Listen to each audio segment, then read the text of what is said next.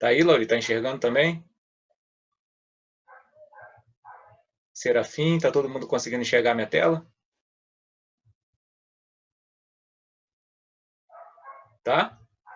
Dá um joinha aí para mim, quem tá conseguindo visualizar a tela.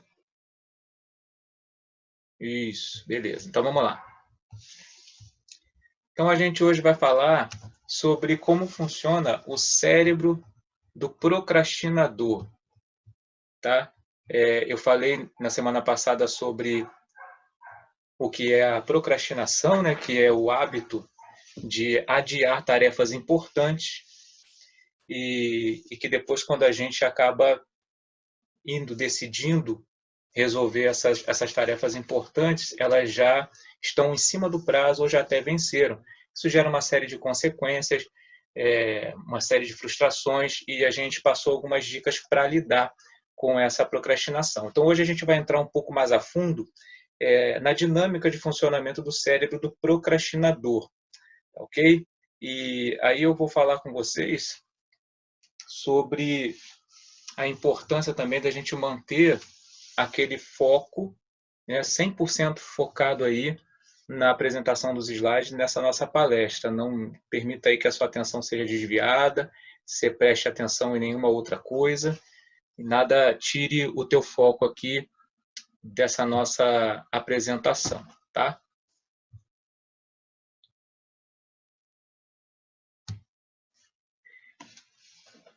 Então, nos últimos anos, pesquisadores da área de psicologia cognitiva têm buscado explicar a forma pela qual o ser humano toma decisões por meio da divisão do cérebro em duas formas de funções cognitivas, né? Então, enquanto o primeiro sistema, que é esse da direita, ele representa um modo intuitivo de agir, o segundo é caracterizado por um modo mais controlado de tomar decisões. E aí essa abordagem separa a questão da intuição e da razão. Tá? Em seu livro mais famoso, O Rápido e Devagar, Duas Formas de Pensar, o psicólogo Daniel Kahneman propõe que há dois sistemas de processamento cerebral. O sistema 1, que é rápido, paralelo, automático, inconsciente e dirigido por emoções e associações. E também tem o sistema 2, que é lento, sequencial, deliberativo. Ele é baseado em regras e utiliza cálculos conscientes para chegar a decisões. E aí a gente pode dizer que as operações realizadas no sistema 1 são normalmente rápidas, tá? Elas não geram esforços, não provocam associações e elas são carregadas de emoções. E, por outro lado, o sistema 2 é mais lento e exige mais esforços e é constantemente submetido a controles. O sistema 1 sempre vai buscar gratificação instantânea com o menor esforço. E é daí que a gente começa a procrastinação, né? Então, se vocês perceberem aqui, o sistema 1 está na parte traseira do nosso cérebro. Aqui na parte mais no meio aqui do cérebro, a gente tem o sistema límbico, que é aquele que armazena todas as memórias emocionais, sentimentos, e mais abaixo aqui, perto desse tronco encefálico, onde está esse macaquinho aqui dando tchau, a gente tem o sistema reptiliano, onde tem aquelas informações, as memórias automáticas, né, as mais instintivas, o cérebro mais primitivo. E na parte frontal, a gente tem o córtex, que é a parte do raciocínio. Então, a parte da psicologia cognitiva divide assim em duas partes, em dois sistemas, o sistema traseiro, o sistema 1, e o sistema 2, que é o frontal. Tá? E essas duas partes aí, elas sempre estão brigando, sempre estão competindo, né? Tem uma luta. São duas forças dentro do cérebro que ficam se opondo de acordo com as atividades que a gente vai se propondo a fazer. Se vocês observarem aí na tela, né, em um canto do ringue, está o sistema 1, que sempre quer se divertir e é motivado por instintos primitivos. Ele quer somente os benefícios do presente. E aí, no outro canto, está o sistema 2, o córtex frontal. Ele leva uma parte relativamente nova do cérebro que nos ajuda a fazer planos de longo prazo, pensar nas nossas decisões e se concentra em tarefas que exigem muito poder intelectual. Esse sistema 2 está localizado bem atrás da testa. E aí a gente pode reparar que sempre quando uma pessoa quer se concentrar, ela acaba levando a mão até essa região da testa. O problema é que o córtex frontal requer muita energia para funcionar adequadamente. E aí, nesse esforço para gerar uma energia, o cérebro acaba ficando um pouco debilitado e o sistema 1 acaba assumindo o controle daquelas tarefas que vão ser realizadas. Tá? E aí vem a nossa pergunta diante desse fato de que o nosso cérebro está dividido aí, o cérebro de todo mundo está dividido em duas forças, né? Uma força vem da parte posterior e outra vem da parte frontal. A gente faz a seguinte pergunta: por que nós procrastinamos?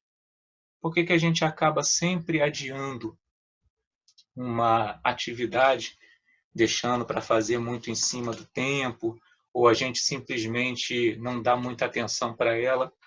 E aí eu trago uma verdade libertadora, né? A procrastinação é um fenômeno intrigante. Nós atrasamos as coisas que queremos fazer e adiamos o que sabemos que é o melhor para nós. Então, procrastinar é contra as nossas melhores intenções. Mas por que a gente faz isso, então? Por que a gente procrastina? Porque é irracional. Você, eu, nós, a gente acaba procrastinando por causa de sentimentos e emoções que são irracionais. Sentimentos e emoções são irracionais. Por isso que a gente acaba se inclinando a ter essa atitude irracional de procrastinar. Tá?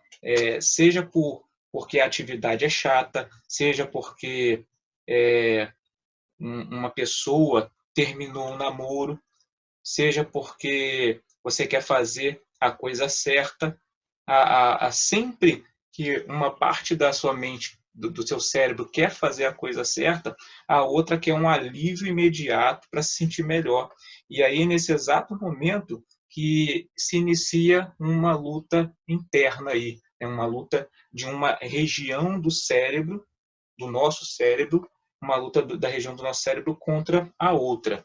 E é exatamente essa luta que leva a gente a procrastinar.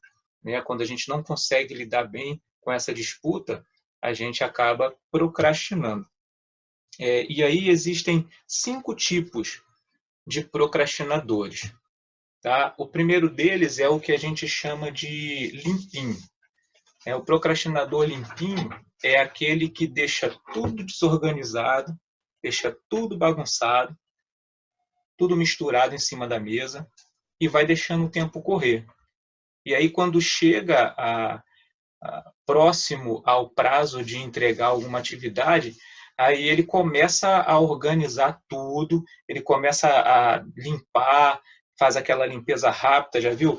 Muitas das vezes, assim, em empresas ou em alguns lugares, as pessoas não se preocupam com organização, com limpeza, com nada, deixam tudo de qualquer maneira. Aí quando alguém fala assim, vai ter inspeção, vai ter auditoria, vai ter visita, né? Aí começa aquele corre-corre, arruma coisa daqui, arruma coisa dali, e aí todo mundo sempre que está vendo aquele ambiente bagunçado, desorganizado, de repente vê tudo tão limpinho, né? Brilhando, organizadinho, a pessoa já logo estranha. Com certeza ali tem um procrastinador limpinho, porque ficou sabendo que ia ter alguém ou que o prazo já estava chegando no limite e seria necessário apresentar, ele começa a dar uma maquiada no ambiente ou na situação para que as pessoas vejam e achem que está tudo certo.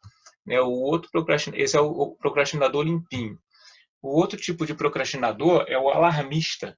O procrastinador alarmista é aquele que vai deixando o prazo correr e fica tranquilo, sem se preocupar.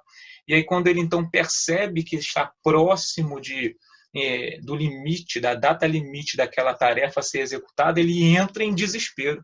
E aí começa a gritaria, começa a confusão, a fofoca, um bate-boca, e bota a gente para correr daqui, bota a gente para correr dali, e faz um tremendo alvoroço para poder conseguir realizar aquela tarefa às pressas e entregar dentro do prazo.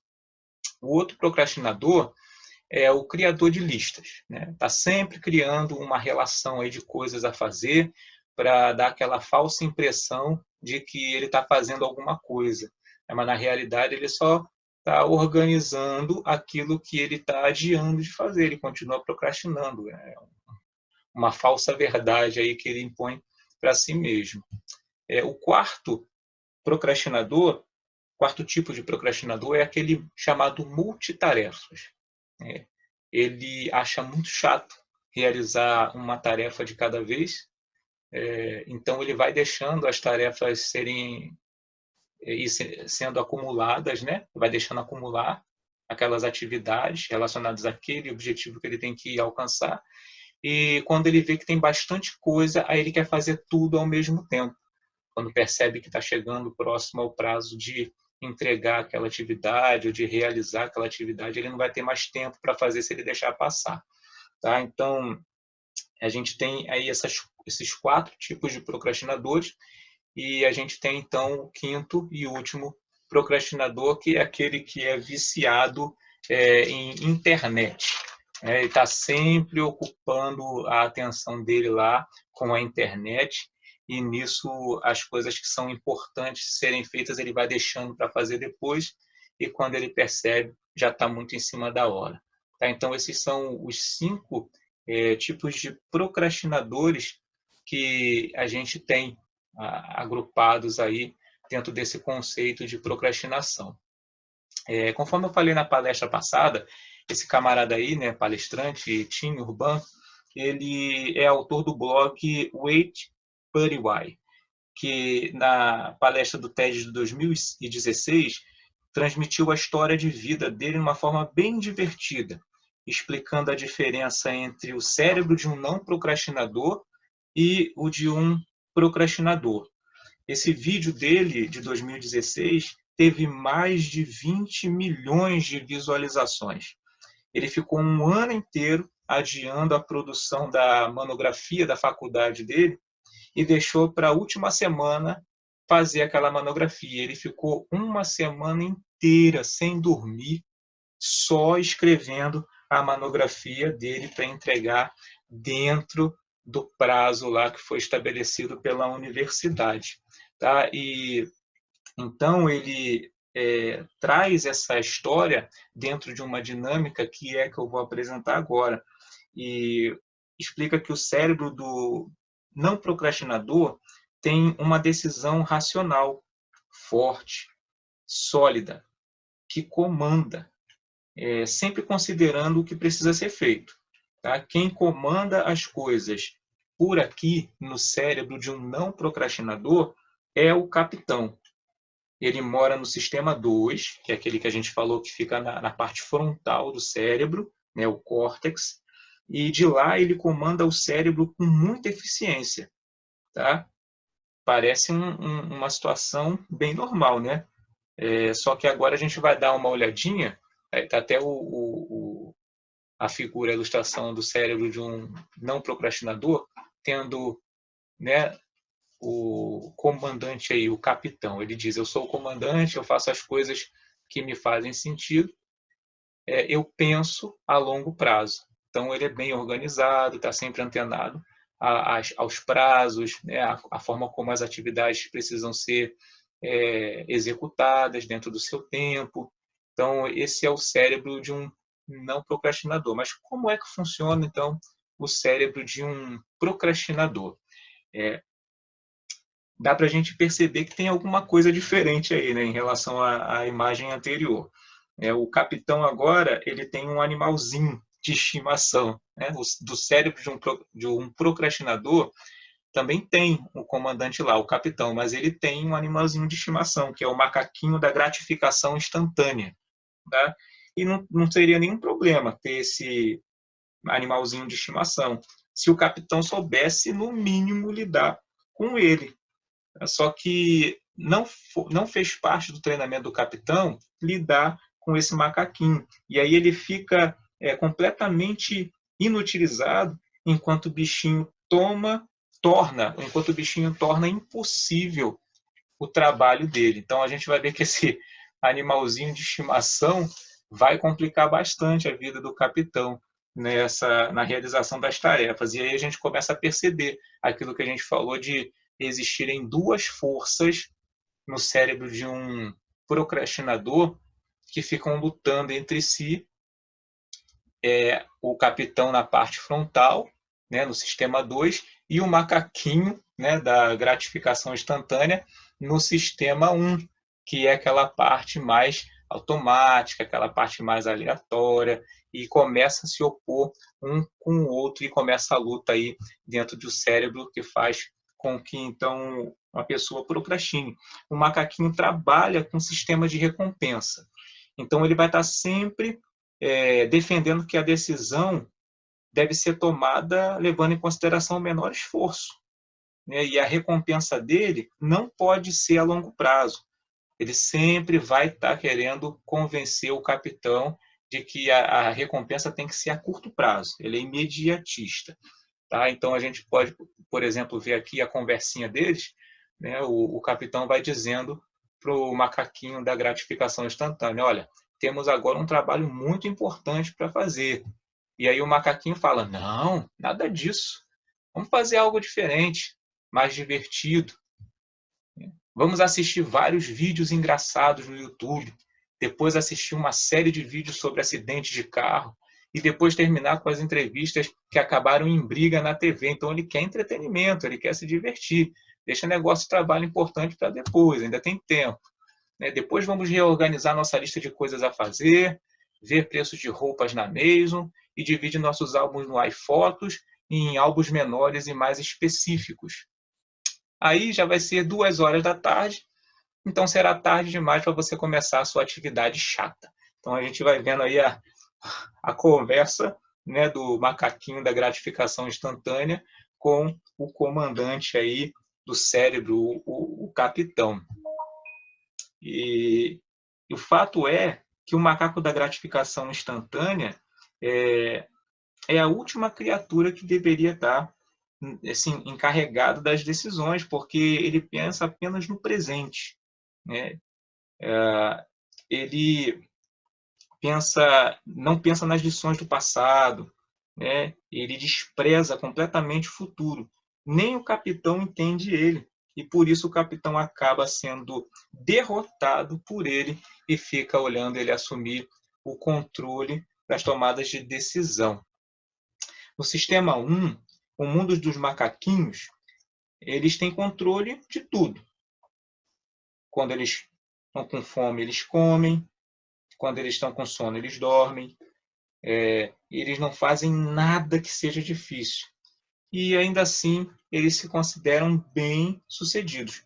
O problema para o procrastinador, dentro dessa situação aí, é que ele mora no mundo dos humanos e não dos macaquinhos, né? E o que faz com que o macaco, no controle, seja completamente desqualificado para a tarefa de tomar decisões. Tá? Então, enquanto o capitão Picalat foi treinado para poder tomar todas as decisões racionais, ele fica impossibilitado de lidar com o macaquinho, porque ele não foi treinado para lidar com isso. E o macaquinho é insistente na questão da gratificação instantânea. Ele não sabe e nem tem coragem. O capitão não sabe e nem tem coragem de brigar com o bichinho de estimação dele, porque ele não sabe como lidar, né, com essa situação. O simples fato de repreender essa parte do cérebro para ele já é complicado, porque ele não foi treinado para isso. E aí vira um completo caos. né, e com o macaco no comando, o procrastinador se vê passando muito tempo num lugar que a gente chama de parquinho da perdição, né, e o coitado do capitão fica apenas pasmo, tentando descobrir como foi que ele foi parar nesse lugarzinho aí outra vez, tá? Aí pode ver ali o Parquinho das Trevas, né? Bem-vindo ao Parquinho das Trevas. Aí você tem a montanha russa eletrizante do refrescar, dos e-mails e do smartphone de 5 em 5 minutos. Você tem o estilingue insano da soneca depressiva. Você tem a praça de alimentação do ficar jogando uma bolinha para cima e pegando. Você tem os barquinhos do Rio do ficar fantasiando sobre a versão finalizada do seu trabalho. Tem a montanha encantadora do abrir a geladeira para ver se tem algo de novo desde 10 minutos atrás.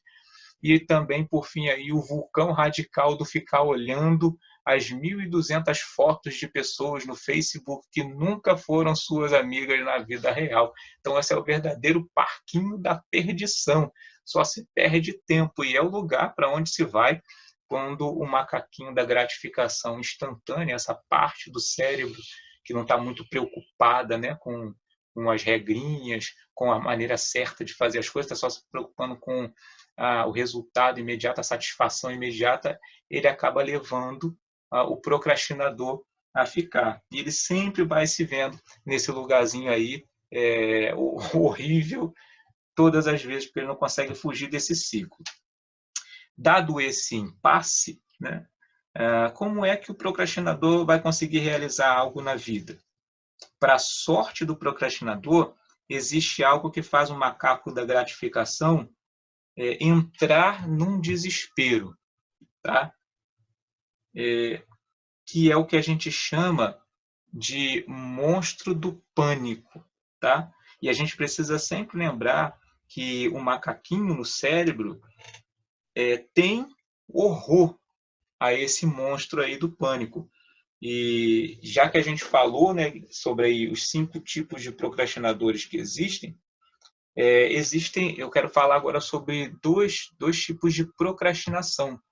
Tem a procrastinação que tem um prazo limite e é aquela que o monstro do pânico entra em ação. Todas as vezes que uma tarefa tem um prazo limite, o macaquinho vai se deparar, o macaquinho que assumiu o controle do cérebro, né, da tomada de decisão, ele vai se deparar com esse monstro aí, porque esse monstro é ativado, o monstro do pânico, ele é ativado todas as vezes que tem um prazo limite e ele está se extinguindo. O outro tipo de procrastinação é aquela que não tem prazo limite, ou seja, o monstro do pânico nunca vai aparecer. Por isso que esse tipo de procrastinação é pior do que a primeira, porque o primeiro tipo de procrastinação, a que tem um prazo limite para ser entregue uma tarefa, para ser realizada alguma coisa, quando bate a agenda, o relógio, a data, e fica visível que está próximo, o pânico entra em ação. E aí o macaquinho tem que ir embora, porque ele tem horror desse monstro do pânico. Agora, se não tiver um prazo limite, nunca esse monstro do pânico vai ser ativado, né? Por isso que esse é o pior tipo de procrastinação que existe, aquela procrastinação que não tem um prazo limite. E a gente precisa lembrar sempre disso, tá? Que o macaquinho no nosso cérebro tem horror desse monstro do pânico. E só esse monstro do pânico que ele respeita, tá?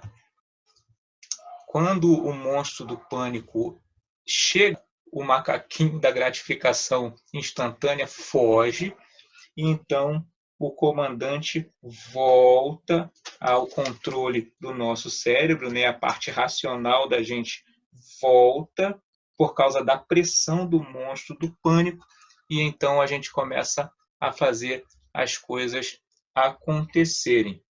Tá ok? Então, não é nada bom que uma pessoa fique procrastinando. Tá? E existem aí algumas razões para a gente refletir sobre esse fato. A primeira delas é que isso não é vida, né? ficar nesse desespero, nesse estresse, nessa correria, não é vida para ninguém. A segunda razão é que a gente precisa evoluir. E se a gente ficar procrastinando, a gente nunca vai sair do lugar. Terceira razão é que os sonhos, os seus sonhos, os nossos sonhos precisam ser realizados. E enquanto a gente ficar procrastinando, a gente não vai realizar os nossos sonhos. Então é importante a gente ativar o monstro do pânico aí para que a gente consiga sair desse vício, desse círculo vicioso de procrastinar, tá? Tem aí uma ilustração que mostra bem claro aí, claramente como é que precisa funcionar o nosso cérebro para que a gente não fique preso. Tem aí o parquinho da perdição e tem um canal que é chamado entrada crítica, né? É a tarefa propriamente dita. Aquilo que a gente precisa fazer é essa entrada crítica. E se a gente reparar, a gente tem que passar por toda essa entrada crítica para que então a gente consiga chegar ao parquinho feliz e a gente entre no fluxo.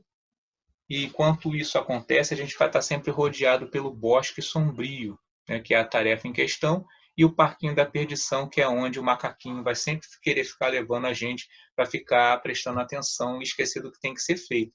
Então, o objetivo é a gente entrar, né, nesse caminho da realização da tarefa, até que a gente consiga chegar no parquinho feliz, que é a alegria por ter realizado aquela tarefa, e depois isso acaba se tornando um hábito. E a gente entra na felicidade de realizar aquela tarefa, tudo certinho, bonitinho, e acaba entrando no fluxo, onde a gente vai dar o nosso melhor, a gente vai conseguir fluir, né, todo o nosso potencial.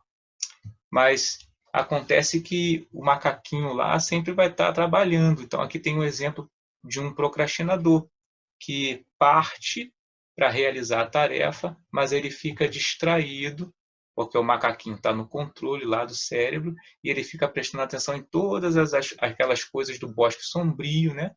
Da tarefa em questão, todas as distrações, tudo aquilo que ele pode levar a fazer, e ele nunca chega a entrar, né, nesse caminho aqui, que é o caminho da realização da tarefa em si. E tem um outro exemplo aqui de um procrastinador que ele até chega a entrar, mas ele logo se desvia do caminho e começa a se envolver com outras coisas e se perde, não chegando lá à realização da tarefa. Tem umas pessoas que até, alguns procrastinadores que até conseguem achar o caminho dessa entrada crítica, que é a realização da tarefa. E eles até conseguem entregar por causa do monstro do pânico que está lá botando pressão. Só que quando eles realizam, eles não chegam ao parquinho feliz, porque há uma mistura de emoção. Ele fica frustrado por não ter feito da forma que tinha que ter sido feito. Então ele entra no parque dos sentimentos mistos, tá? E aí o ideal é que a gente siga essa entrada crítica, entre para realizar a tarefa e a gente insista na realização dela, não dando muita atenção para o macaquinho da satisfação aí instantânea, da gratificação instantânea. E a gente fique focado naquilo que tem que fazer. O macaquinho da gratificação instantânea não vai desistir. Ele vai estar lá no bosque sombrio, tentando buscar alguma satisfação imediata, mas a gente precisa ficar focado na entrada crítica, na realização da tarefa em si, até que a gente chegue num ponto que é chamado é, de ponto de inflexão. O que é o ponto de inflexão? É quando a gente já consegue visualizar o resultado daquela tarefa que a gente se propôs a fazer. E aí, olha só que coisa interessante que acontece. Quando a gente chega nesse ponto de inflexão, que é possível ver que está próximo da realização daquela tarefa, a gente já começa a sentir uma satisfação. Então, aquele macaquinho, ele começa a ver o parquinho feliz, então ele entra em acordo com o capitão e começa a somar forças. Então há uma união aí das duas partes do cérebro e fica muito mais fácil de chegar lá. E uma outra coisa interessante que acontece é que depois de essa força se unir, as duas partes do cérebro entram numa harmonia tão perfeita que o fluxo entra naturalmente. Então, é onde a gente começa a dar o nosso melhor, um monte de coisa extraordinária começa a acontecer, porque agora não, o nosso cérebro não tá mais dividido, não está lutando, né? O procrastinador consegue chegar num ponto legal em que as duas forças cerebrais dele começam a trabalhar em equipe, tá? Então, não é uma tarefa fácil lidar com essa realidade das duas forças do cérebro do procrastinador, né? Simbolizados aí na figura do capitão e do macaquinho da gratificação instantânea. Sempre vai ter muita coisa querendo distrair, tirar o foco para que a tarefa não seja realizada, para que aquele algo não seja realizado. Mas tem algumas dicas aí para a gente poder forçar a barra e a gente conduzir a parte do nosso cérebro mais imediatista, né, até chegar no ponto de inflexão. A primeira delas é criar prazos limites. Então, a gente sempre tem que criar prazos limites. Se a gente tem alguma coisa para fazer, a gente tem que definir de uma forma bem clara o prazo para aquilo ser entregue, né, e de preferência até dividir em passos, e cada passo, qual limite para cada passo, para que a gente possa ir medindo, conforme está aí estão os instrumentos de medição, e a gente consiga ir executando e não dê chance nenhuma para o macaquinho da gratificação instantânea, para a parte do nosso cérebro, do sistema 1, entrar no controle da nossa tomada de decisão. Outra dica é criar monstros de pânico, né? Sair criando monstros de pânico. Então, aquela história que a gente falou na semana passada, é queimar os navios. Coloca limite, se coloca na berlinda, entra no fogo, entendeu? Não deixa a situação ficar frouxa, mas vai criando um monte de situação de limitação e de controle, porque só quando o monstro do pânico aparece é que aquele macaquinho sai de cena e o capitão entra no comando do cérebro. Definir um parquinho feliz também é uma grande sacada. Por quê? Porque quando a gente define o nosso momento de felicidade após ter realizado uma tarefa, ele motiva a gente, igual nesse carrinho aí, né? O carrinho precisa de combustível. Então, o camarada botou lá uma vara com o tanque de combustível na frente, então ele vai estar sempre indo atrás, em busca daquele parquinho feliz. Então, é uma maneira também da gente condicionar o nosso cérebro a entrar num acordo e ajudar o sistema 1 a enxergar o parquinho feliz, que aí ele entra em acordo com o sistema 2 e a tarefa vai ser realizada sem distrações. Uma outra dica legal é definir alarmes, né? Se a gente tem alguma coisa para fazer, faz uma agenda, cria um alarme, e ele vai estar assim sempre com antecedência. Por exemplo, essa reunião eu coloco para meia hora com antecedência avisar, e aí a gente vai então controlando melhor a realização das nossas atividades. Experimentar o estado de flow também é uma grande dica. É você idealizar a tua tarefa ou aquele algo que tem a fazer sendo feito e como você ficaria feliz, e sente, porque o teu cérebro vai interpretar que você está lá, que aquilo realmente está acontecendo. Então você já começa a treinar o teu cérebro a entrar num estado de flow e buscar essa harmonia entre as duas regiões, o sistema 1 e o sistema 2. Outra coisa importante é deletar. Deletar tudo aquilo que é distração, tudo aquilo que causa a falta de foco, tudo aquilo que vai atrapalhar. Então, sai tirando de cena tudo aquilo que não tem a ver com a realização daquele teu objetivo, daquela coisa que precisa ser feita dentro daquele prazo. Tá ok? Então, essa é a dinâmica de funcionamento do cérebro do procrastinador e as dicas para poder ajudar a criar uma harmonia entre esses dois hemisférios aí, e então a gente não se vê procrastinando, né? Mas a gente conseguir fazer todas as tarefas dentro daquele tempo que foi definido por nós mesmos que tinha que ser feito, tá? A gente percebe que essas duas forças vão ficar sempre brigando na nossa cabeça. Retornando, eu vou pedir para a gente falar um pouco, tá?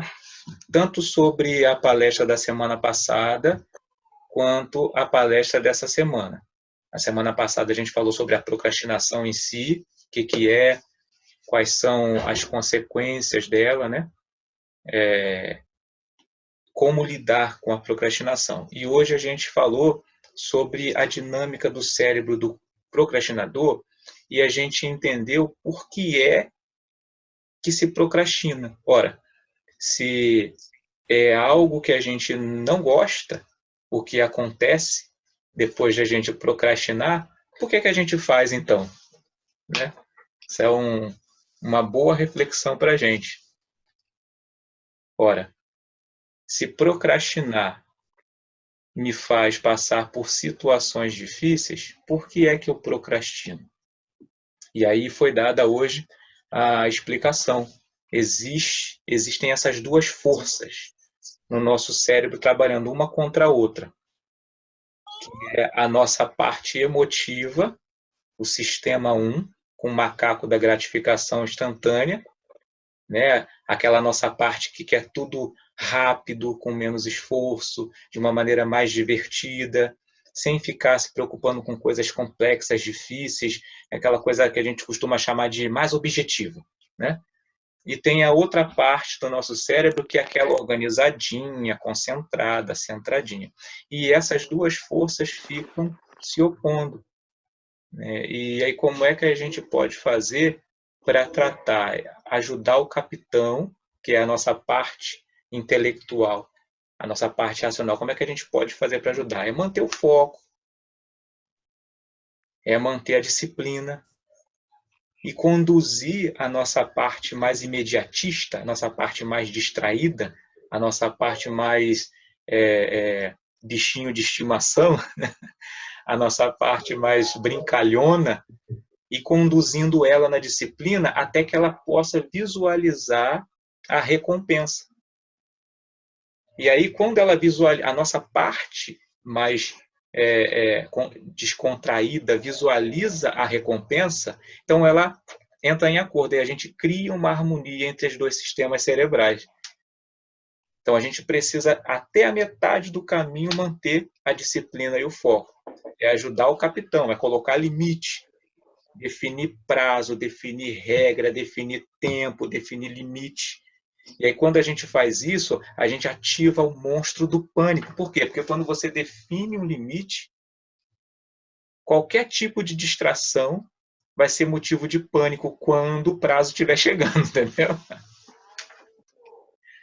E aí o monstro do pânico vai tratar de dar um jeito no macaquinho da gratificação instantânea, né? Que é aquela nossa parte brincalhona, a gente, opa, preciso atentar para o cumprimento do prazo. E aqui entra aquela dica da semana passada de ter um amigo supervisor.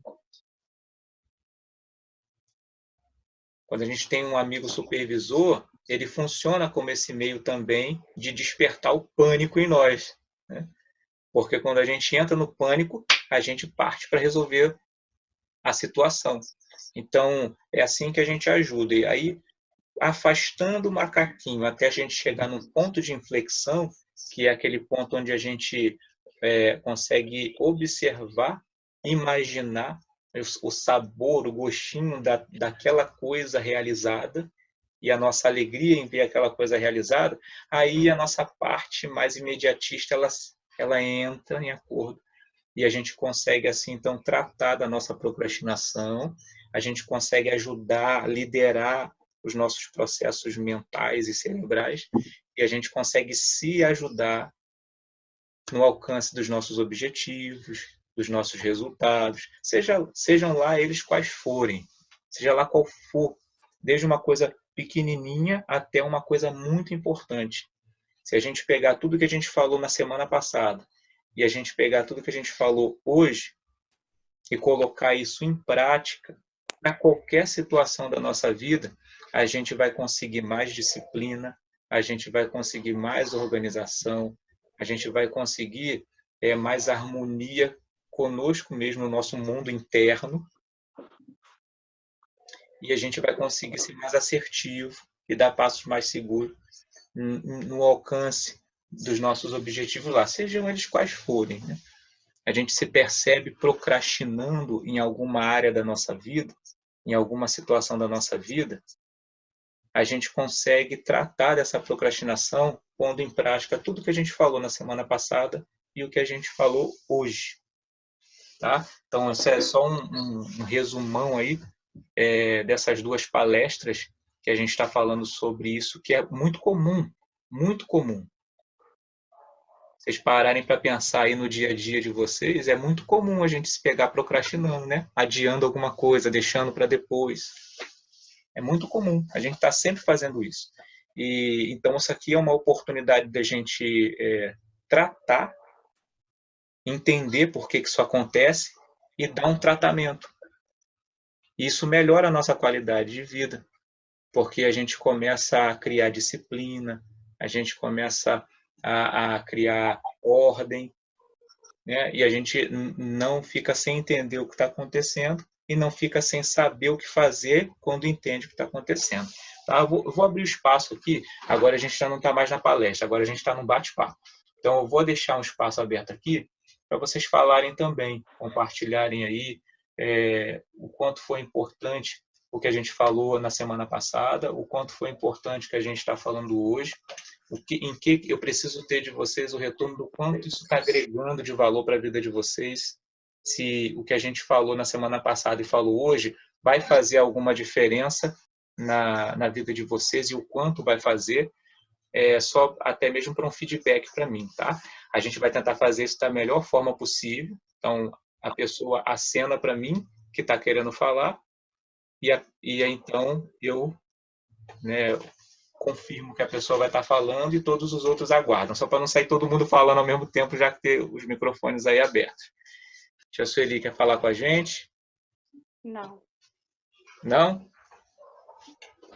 Teve alguma importância o que a gente falou na semana passada, o que a gente está falando hoje, na vida da senhora, no que está acontecendo? Teve. Vai ter utilidade? Muita. Eu tinha sempre a mania de deixar para depois, né? Agora eu sei que eu não vou deixar mais. É isso aí. Agora eu vou lutar para não deixar para depois. Isso, já tem já umas ferramentas aí, né, para poder Isso. estar na Aprendi. vantagem. Isso aí, beleza. Aí, Isla, tá por aí? Não, aí já tá lá embaixo. Tá só a senhora sozinha, né? Tô sozinha. Tá. Então, obrigado pela contribuição da senhora, obrigado, Maia, Fabiana, os meninos, obrigado, tia, por ter ficado com a gente esses Tá 2 bom. dias. Eu vou pedir para a senhora desabilitar o microfone também, só para isolar o som, e agora a gente vai passar lá para o meu pai e para minha mãe. Habilita o microfone aí e fala com a gente. Quem vai falar é tua mãe. Então, fica à vontade. Eu achei interessante porque ajuda bastante a gente a organizar, né? Eu mesmo tenho mania de começar a fazer várias coisas ao mesmo tempo e no final não sai nada pronto, né? Não fica, começa um pouco daqui, um pouco dali, está fazendo tudo ao mesmo tempo. Então, ajuda bastante a gente, né? A organizar essas duas partes, a anterior e essa agora, a gente vai aprendendo a se organizar, né? E no final das contas, não chega o final do dia e não está insatisfeito porque não conseguiu fazer aquilo que queria fazer. Então, achei interessante essa parte. Isso aí, essa é a pior parte da coisa, né? A pior parte da coisa é a gente se ver nessa frustração. Pode desabilitar o microfone da senhora e do meu pai, só para não ficar dando eco aqui.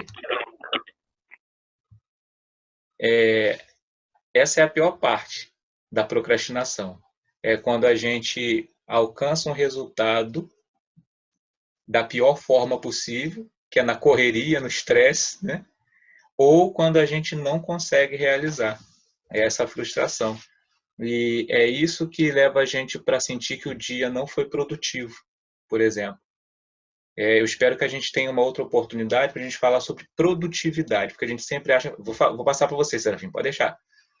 A gente vai falar alguma outra oportunidade sobre produtividade, porque produtividade não tem a ver só com um trabalho, né, de uma indústria e tal. Produtividade tem a ver com a nossa vida, com esse nosso sentimento de realização, que é o que a minha mãe e meu pai acabaram de falar. Isso ajuda muito, essa ideiazinha que a gente teve para lidar com a procrastinação, ajuda muito para a gente poder eliminar o máximo que a gente puder desses sentimentos, dessas emoções de frustração. porque a gente não está conseguindo alcançar os nossos resultados. Tá? Então, isso é bem interessante.